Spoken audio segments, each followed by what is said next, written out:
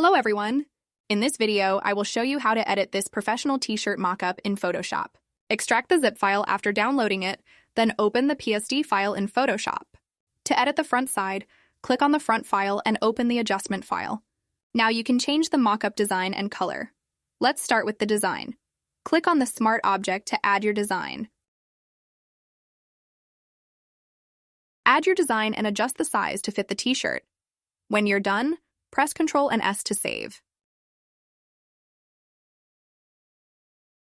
Let's change the t-shirt color. Click on the color file and choose a new color.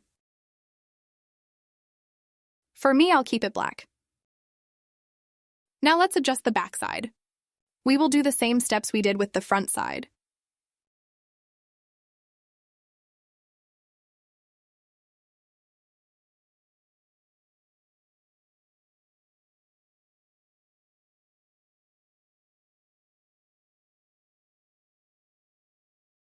Now you can display your designs on a professional template that you can easily modify, and you don't need to be an expert in Photoshop. You can find more graphics resources on our Telegram channel.